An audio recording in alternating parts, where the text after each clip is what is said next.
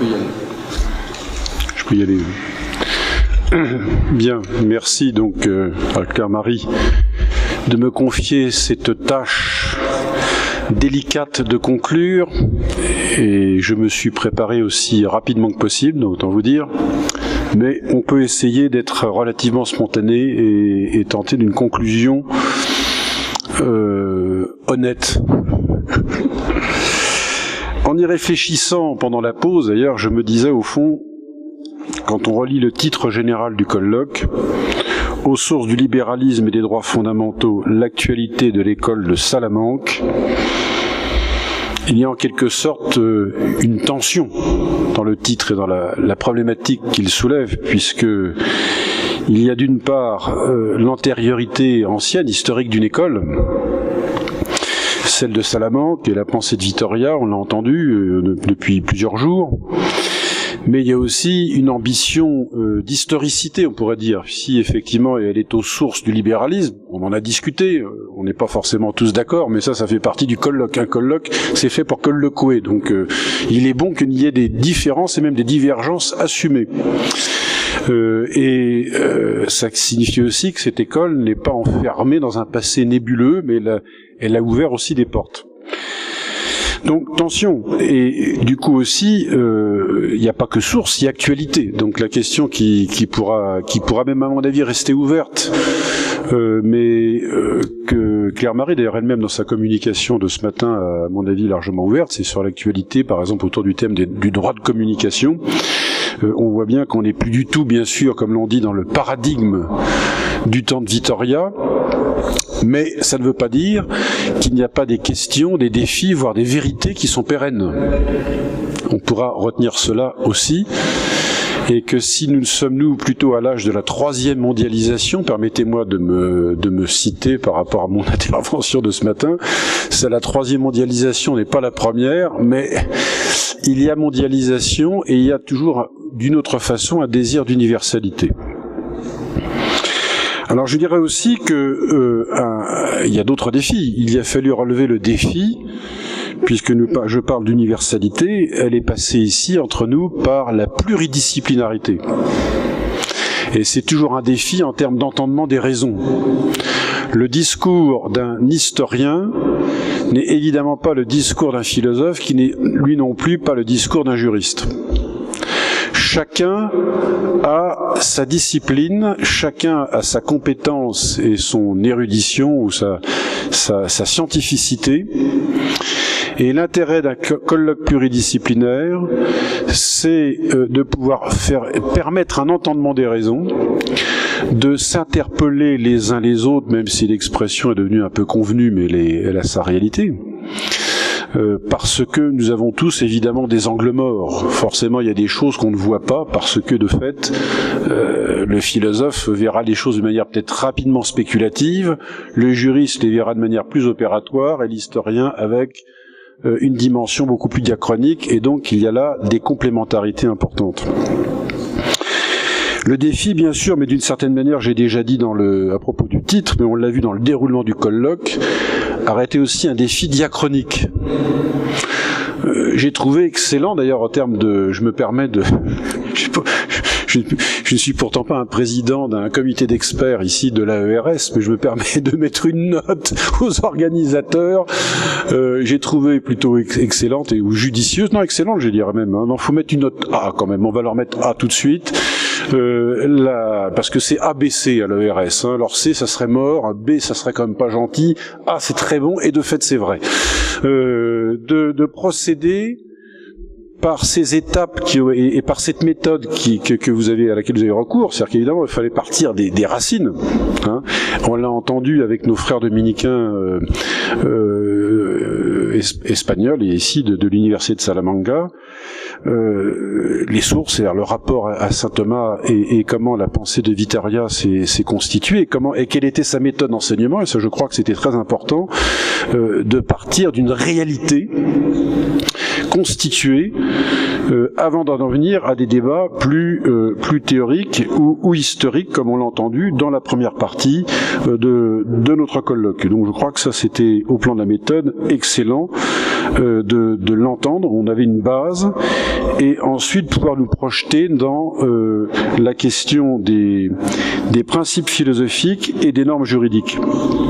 Ce qui nous aura valu d'ailleurs des débats fort intéressants. Bon là je suis un peu jugé parti puisque j'étais dans cette partie-là du colloque, mais on pouvait articuler là aussi la pluridisciplinarité, la dimension plus historique et dans le contexte même de Vitoria, et ensuite des prolongements modernes et contemporains. Et puis jusqu'à ce que nous avons entendu aujourd'hui à propos de la troisième partie, quel libéralisme. Personnellement, je crois que la question est très bonne, elle était bien la formuler ainsi, car le libéralisme, c'est une réalité en fait polysémique. On a tendance évidemment de nos jours à en parler sous sa forme purement économique, mais le libéralisme, c'est d'abord une philosophie, c'est une politique, c'est une conception du droit. Et c'est un humanisme. Bon, moi-même j'ai eu l'occasion de parler de Locke, Claire-Marie l'a fait aussi, et d'autres aussi. Le libéralisme nous renvoie en fait à l'humanisme classique, je dirais historique. Et il nous place du coup au cœur d'un débat qu'on a rencontré avec l'humanisme plus ancien de la deuxième scolastique espagnole de Salamanque. Et par là même, on peut voir aussi, quand on s'interroge sur quel libéralisme aujourd'hui, que l'humanisme au singulier n'existe pas. Ce qui existe, ce sont des humanismes. Et du même coup, c'est réintroduire une notion d'historicité. Il y a des humanismes qui ne sont pas forcément sans rapport, d'ailleurs, ils se doivent les uns aux autres, mais ce sont des humanismes. Alors aussi, l'autre défi, je voudrais le dire ici, ça aura été un défi linguistique, mais le défi linguistique, c'était une manière de pratiquer, de vivre nous-mêmes les défis de l'universalité, puisque nous avons dû nous exprimer en plusieurs langues, et ce qui nous fait dire que ce colloque, qui vaut une fois encore un colloque international, la note de A, eh bien, sa richesse aurait été de pouvoir réfléchir intellectuellement dans des champs linguistiques qui ne sont pas les mêmes, même s'ils ont leur proximité, parce que bien sûr entre l'espagnol et le français au moins, ce sont des langues latines, mais une langue, c'est aussi un mode de pensée, c'est pas qu'une manière de s'exprimer. Et donc on a évidemment des expériences culturelles différentes aussi, et qui forcément peuvent être quelquefois des obstacles, comme ça peut être aussi une ouverture au travail de la pensée. J'en profiterai, je conclurai par ce biais-là, ce que j'allais l'oublier, j'ajouterai un quatrième défi qui était notamment tout à fait manifeste aujourd'hui, dans la dernière partie, donc sur la question du quel libéralisme. Ça a été les deux dernières communications que nous avons entendues, on a pu entendre, notamment au travers de l'Asie, que les questions dont nous sommes partis à partir et avec l'école de Salamanque, avec Vitoria, ne sont pas que des questions d'histoire, on le voit bien, puisque dans notre planète mondialisée, moi ce qui m'a frappé en tout cas, c'est qu'il faut, et je crois qu'on s'en rend jamais suffisamment compte, mesurer ce que représente, quand on parle des droits de l'homme, que d'une part il y a un enracinement, une trajectoire culturelle historique qui est typiquement occidentale, qu'il y a des connivences conflictuelles en même temps avec le christianisme.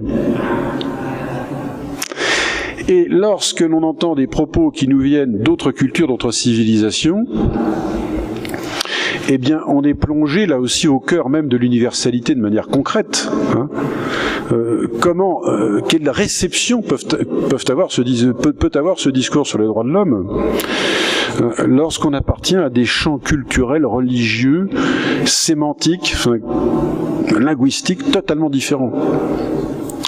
Et ça, c'est une question ultra contemporaine, et donc on voit bien une fois plus que à partir d'une école qui nous vient du XVIe siècle à aujourd'hui, on ne peut pas simplement faire du copier-coller, comme on dit en français, mais on est bien obligé de confronter les cultures les unes avec les autres. Et c'est si vrai que, de toute manière, on rejoint la question de la langue. Il se trouve que j'ai été plusieurs fois en Asie, en Extrême-Orient, et que j'ai eu une période où je m'étais intéressé au chinois, que j'avais appris le chinois. Et l'apprentissage du chinois m'a renseigné une chose, d'une manière définitive, qu'aucune autre langue européenne ne pouvait m'enseigner de manière aussi radicale, parce qu'il y a des proximités. C'est qu'une langue, c'est vraiment une anthropologie. C'est non seulement une entrée dans la culture, mais c'est une anthropologie, donc une vision de l'homme. C'est même une métaphysique. Et donc, c'est véritablement une manière de penser et aussi d'exister. Je vous citerai un simple exemple par le chinois. Le verbe être, au sens où toutes nos langues indo-européennes l'ont, n'existe pas. Alors, le verbe être existe de manière fonctionnelle, mais quand on dit qu'on est fatigué, par exemple en chinois, on dit « wo lai », je fatigue, moi fatigué. On n'utilise pas le verbe être. C'est-à-dire la relativité de la chose. Et de manière concrète, ça veut dire que c'est une métaphysique totalement différente. Totalement différente. Et qui ne peut pas ne pas affecter l'idée d'homme, d'humanité, de droit, de sujet, puisque même les pronoms personnels comme « oh »,« je », ni, tu, er, il, etc., ne sont même utilisés que de manière quelquefois relative. Donc ça rejoint d'ailleurs ce que tu disais sur le collectif. Alors si les droits de l'homme sont subjectifs, la notion de subjectivité par exemple en Extrême-Orient n'existe pas de la même manière, voire même pas du tout. Donc voilà des défis, je crois qu'on a essayé de relever et qui seront certainement à poursuivre de l'autre façon. Mais là, je laisse la parole évidemment à la directrice, au directeur, et en particulier à la directrice adjointe qui est Claire-Marie.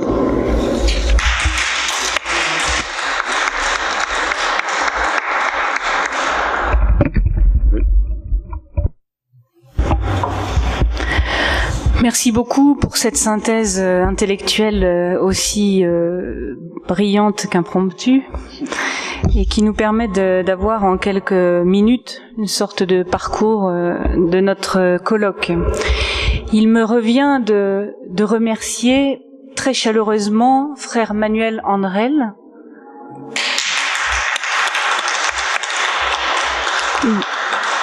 doyen de la faculté de théologie San Esteban, qui nous accueille, co-organisateur de notre colloque.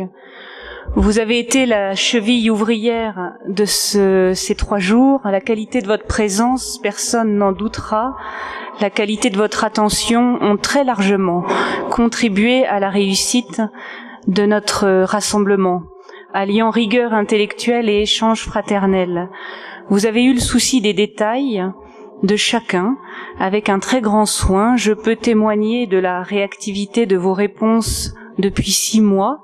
Organiser un colloque à distance est une chose assez difficile. Et même depuis Cuba, je recevais des réponses extrêmement rapides à nos questions, à nos besoins.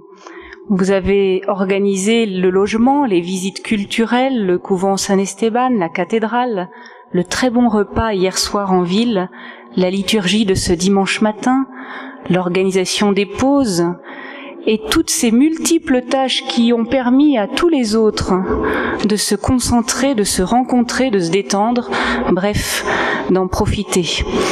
Nous garderons un excellent souvenir de ces 4 journées à Salamanque et nous reviendrons.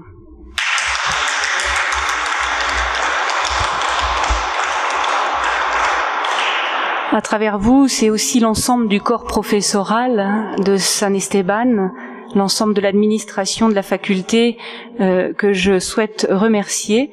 Le partenariat avec l'université d'Aumuni a été très réussi. Merci beaucoup. Je remercie le frère Rezous qui n'est plus là, mais qui l'apprendra, directeur de Domuni Espagne, car c'est lui qui a accueilli le tout premier avec confiance notre idée et qui a appuyé ce projet de colloque. Merci à lui d'avoir fait le déplacement et de nous avoir accueillis jeudi soir. Merci à toi, frère Benjamin, responsable technique. Grâce à toi, on a bénéficié d'un réseau Internet, d'une manière de faire les traductions toutes nouvelles, innovantes. Merci d'avoir mis la musique, d'avoir préparé la salle. Merci de ta présence.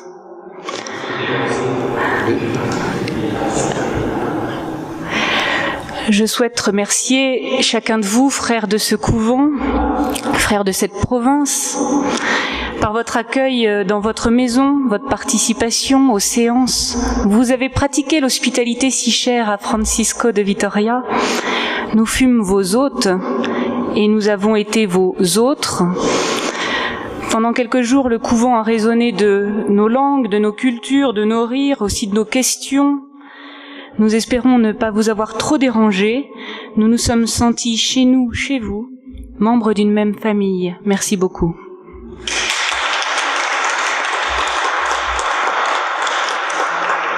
Merci à frère Xavier Morales. Ton dévouement a été sans fin dans la traduction et l'interprétariat.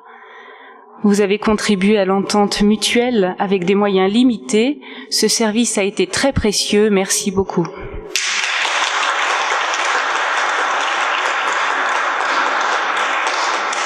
Je souhaite remercier Clémentine Franqui qui lira ces mots mardi matin. Son efficacité n'est plus à prouver, son dynamisme constant a largement contribué à notre rencontre. Merci à elle.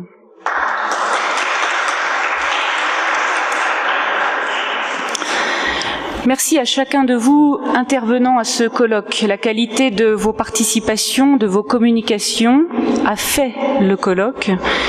La diversité des voix que Bernard Bourdin vient de souligner, des points de vue, des méthodologies, des cultures, a reflété des origines géographiques très diverses, mais aussi une certaine unité dans cette diversité. Merci particulièrement à ceux qui sont venus de loin, du Canada notamment, des États-Unis. Nous avons été très frappés par le sérieux dans la préparation en amont. Le temps que vous avez bien voulu passer à préparer les communications. Et nous souhaitons, comme le disait Bernard, que ce colloque soit un point de départ et pas un point d'aboutissement. Nous serons particulièrement heureux de préparer la publication des actes et nous restons en contact. Merci à chacun de vous. Vous pouvez les applaudir. Merci enfin à vous tous qui avez participé à ce colloque en début d'été, 4 jours sous un soleil de plomb au cœur de l'Espagne ou sous les plaids sur la Plaza Mayor quelques soirs où la fraîcheur était tombée. Votre écoute, vos questions, votre attention ont suscité la parole des intervenants, stimulé la recherche. La recherche intellectuelle est elle aussi réciprocité et dans l'ordre des prêcheurs, elle est volontairement amitié. Merci à chacun de vous.